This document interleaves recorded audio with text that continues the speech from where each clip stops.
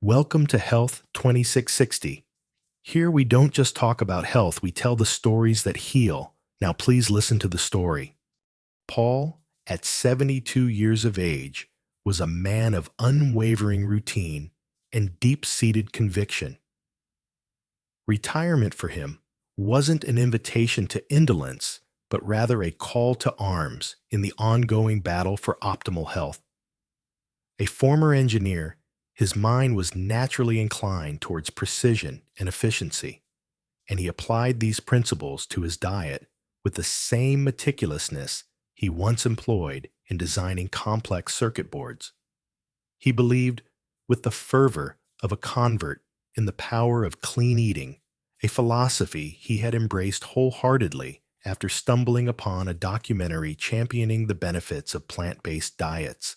His daily regimen was a testament to this belief, a carefully orchestrated symphony of greens and fermented delights.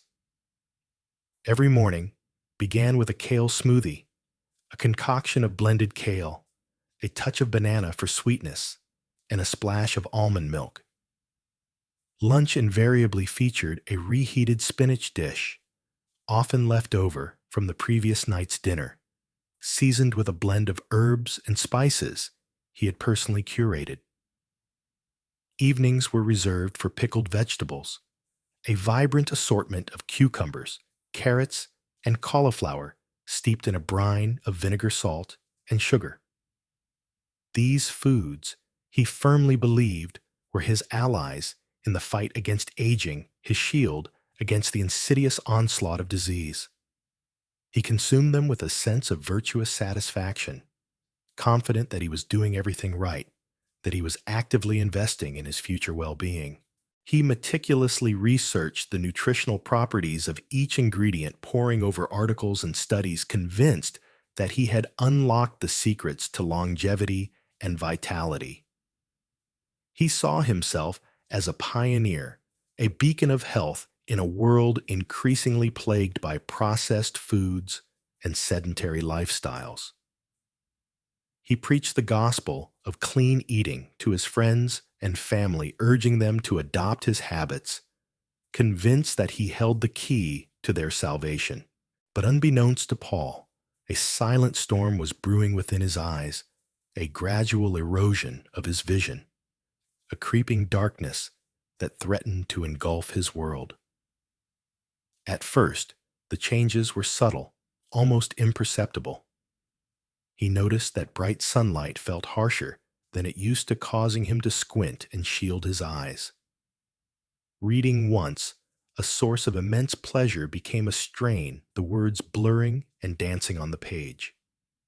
He attributed these minor inconveniences to the inevitable effects of aging, a natural decline he had reluctantly accepted as an unavoidable part of life. He simply adjusted his habits, increasing the font size on his e-reader and donning a pair of sunglasses whenever he ventured outdoors. But as time went on, the symptoms worsened, becoming increasingly difficult to ignore. The glare of headlights at night became blinding, making driving a harrowing experience. Colors seemed less vibrant, less saturated, as if a veil had been drawn over his world. He found himself relying more and more on his glasses, constantly adjusting them, wiping them clean, desperately, trying to regain the clarity he had once taken for granted. Then came the morning he couldn't clearly see his grandson's face. It was a seemingly ordinary day, the sun shining brightly, birds singing in the trees. His grandson, a cherubic 5-year-old with a mischievous grin, had come to visit, eager to share his latest Lego creation. As the boy proudly presented his masterpiece, a towering spaceship constructed from brightly colored bricks, Paul squinted, trying to focus, but the image remained blurry, indistinct. He could make out the general shape, the outline of the spaceship, but the details, the intricate patterns, the sparkle in his grandson's eyes were lost in a hazy fog.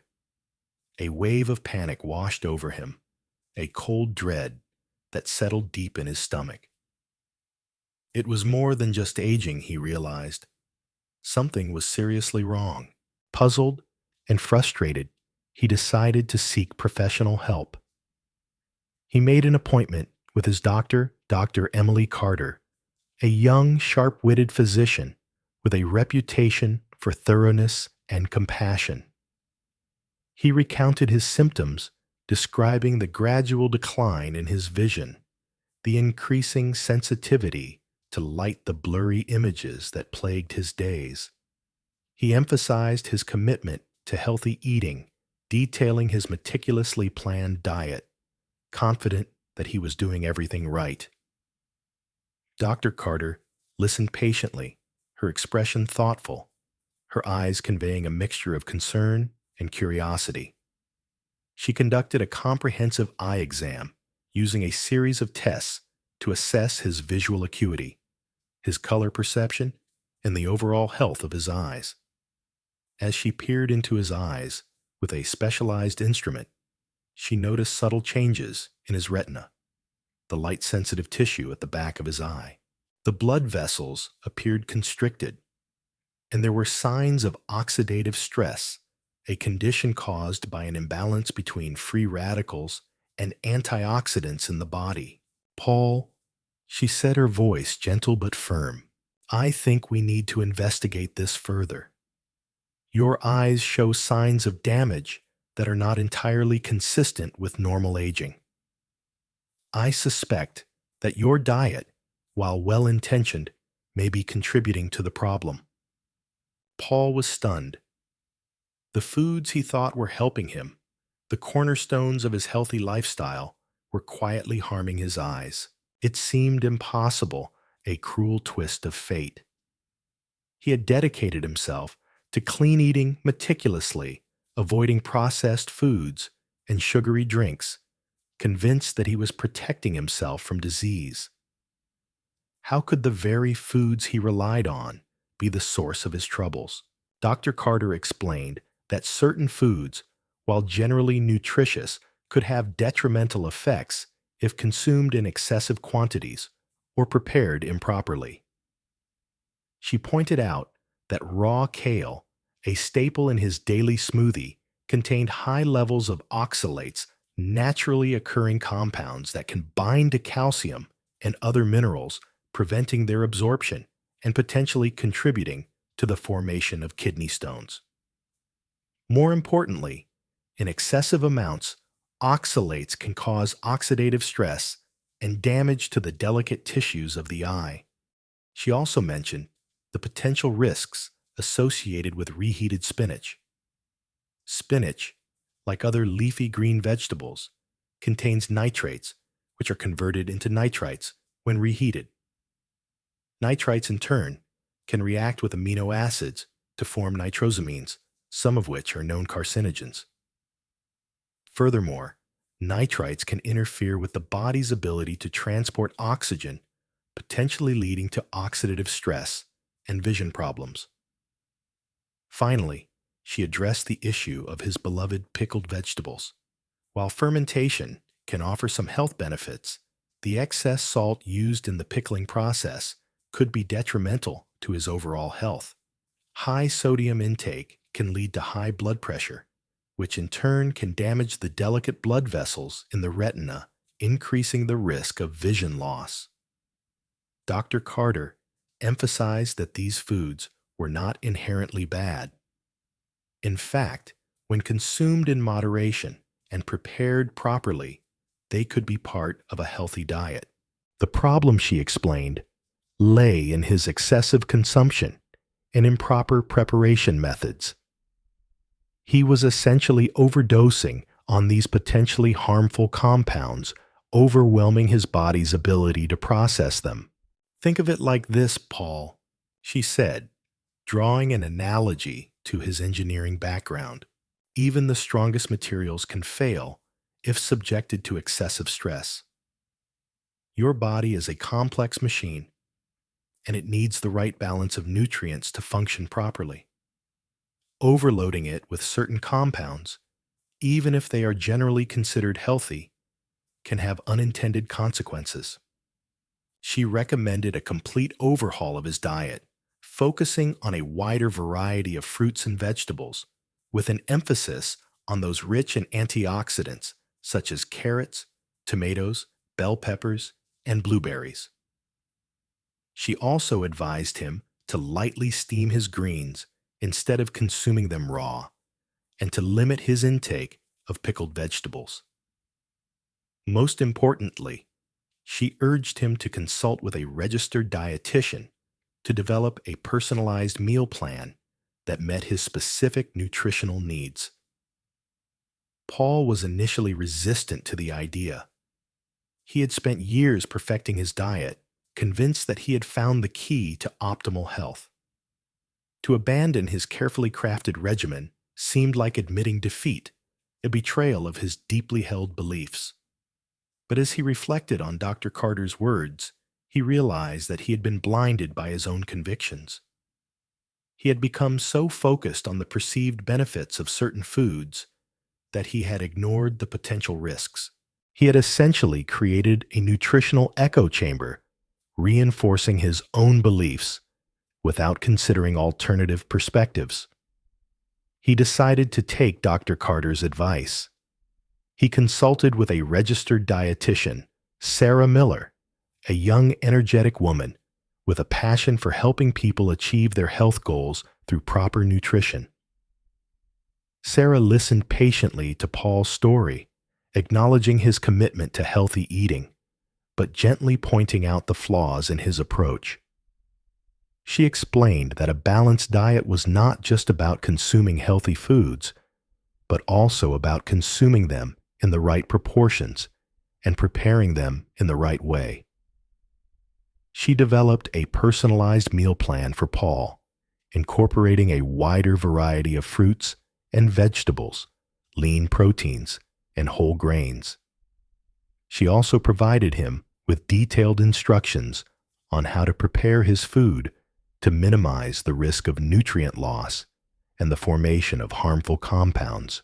She taught him how to lightly steam his greens to reduce the oxalate content, how to avoid reheating spinach to prevent the formation of nitrites, and how to make his own pickles with less salt. Paul embraced the new diet with the same enthusiasm he had shown for his previous regimen. He diligently followed Sarah's instructions, meticulously tracking his food intake and carefully preparing his meals. He discovered a newfound appreciation for the diversity of fruits and vegetables, experimenting with new recipes and flavors. He began to enjoy his meals more, savoring the taste and texture of each ingredient. He also started exercising regularly, taking long walks in the park and joining a local fitness class. Months later, his eyesight improved noticeably. The glare of sunlight became less intense, reading became easier, and he could once again see his grandson's face clearly. The colors in his world seemed brighter, more vibrant, as if the veil had been lifted. He felt healthier and more energetic than he had in years. What he once thought was aging turned out to be dietary missteps, a testament to the importance of balance and moderation. He learned that even the healthiest foods can be harmful if consumed in excess or prepared improperly. He also learned the value of seeking professional guidance and being open to new perspectives. He became an advocate for informed eating, urging people to educate themselves about the potential risks and benefits of different foods. He shared his story with his friends and family, hoping to prevent them from making the same mistakes he had made. He realized that health was not just about avoiding processed foods and sugary drinks, but about making informed choices and adopting a holistic approach to wellness. His journey was a reminder that even the most well-intentioned efforts can have unintended consequences if not guided by knowledge and wisdom. Paul's story became a local legend, a cautionary tale whispered among health enthusiasts, and a shining example of the power of adaptability and the importance of seeking expert guidance. He continued to thrive his vision, stable, his energy boundless, a testament to the transformative power of dietary correction, and a renewed commitment to informed, balanced living. He often remarked to his grandson, now a budding scientist himself, that even engineers needed to remember the human element, the ever-changing variables within the complex machine of the human body. The key, he learned, was not simply to follow a rigid formula, but to listen to the signals, to adapt to the challenges, and to embrace the journey of lifelong learning. That is the pursuit of true health. Health 2660. Thanks you for listening. We'll see you in the next video. And until then, be kind to yourself.